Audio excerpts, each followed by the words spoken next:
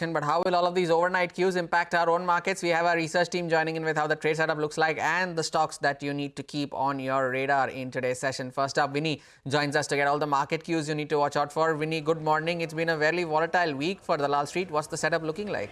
Very volatile week. Yesterday also what we saw actually for the Nifty was a range bound session, not much of a move there.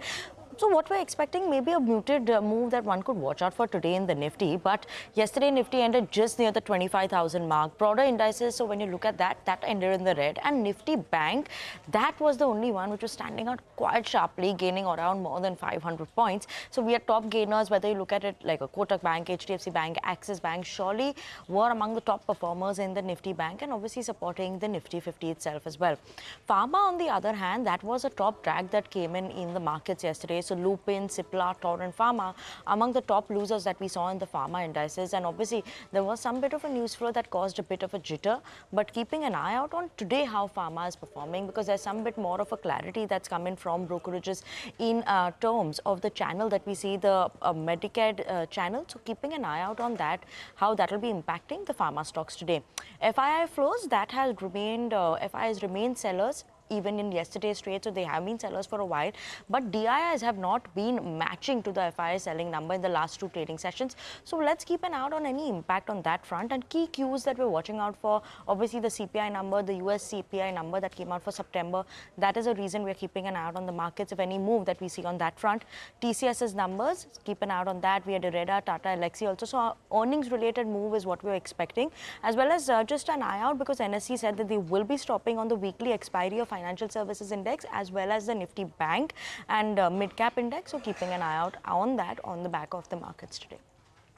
Important session indeed. Both the Nifty and the Nifty Bank are currently flat for the week. Vinny, thanks a lot for that update. Over to Vamakshi now, who would list out the stocks that you need to watch out for today. Vamakshi, good morning. Earnings reactions have begun. So what's on your list today? Well, absolutely. Earnings have started with the bank this time around, Hormaz. Let me first start off with TCS. Revenue came in at 64,259 crores, up nearly 2.5% sequentially, largely in line with what the street was expecting. The margins, however, have missed estimates, come in lower at 24.1%. The net profit too has declined by around 1% sequentially and again has come in lower than estimates.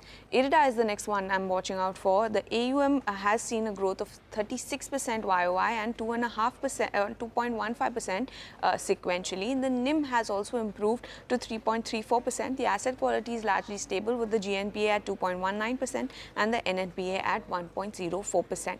Anand Rathi reported a growth of 8.8% sequentially in its AUM. With that, they've crossed the 75,000 crore mark, and therefore they've gone ahead and revised their AUM guidance upwards to 80,000 crores. Revenues too saw an uptick of almost 2% sequentially. Net profit was up nearly 4%. Tata Elxsi reported a revenue growth of 0.2% sequentially in CC terms. Margin came in much better at 25%. The net profit was up substantially 25% sequentially. Ugro Capital also on our radar. The AUM has crossed the 10,000 crore milestone in the second quarter itself, and they've also recorded the highest ever quarterly net loan originations of around 1,970 crores in the second quarter. Bandhan Bank, RBI has approved appointment of Partha Pratim Sengupta as the MD and CEO of the bank. In addition to that, NCGTC has completed the detailed forensic audit of the claims made under the Credit Guarantee Fund for Micro Unit Scheme, and they've assessed total claim payout to the bank as 1,231 odd crores for as on March 31st, 2024. And lastly, keep an eye out on Oberoi Realty. That is because the company will be raising 6,000 crores via issuance of equity shares or other securities. Vamakshi, thanks a lot for that. Plenty of stocks to keep an eye out for, but stay on because the weekly derivatives contracts for the Nifty Bank, the Mid-Cap Nifty and the Fin Nifty will be discontinued starting the 20th of November. Now, as the NSE picks Nifty 50 as its choice for the weekly expiry contracts, tell us more on that front. Well, absolutely, Horma. Starting November 20th, weekly derivatives contracts for Bank Nifty, Mid-Cap Nifty as well as Fin Nifty will be discontinued. They will be changed into monthly contracts, and this is to be in compliance with SEBI's direction on rationalization of weekly contracts. Keep in mind that SEBI had directed limiting weekly expiries to one benchmark per exchange with effect from November 20th.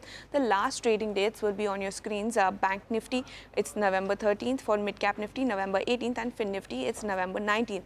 So from November 20th onwards, Nifty 50 will be the only index available for weekly expiry contracts.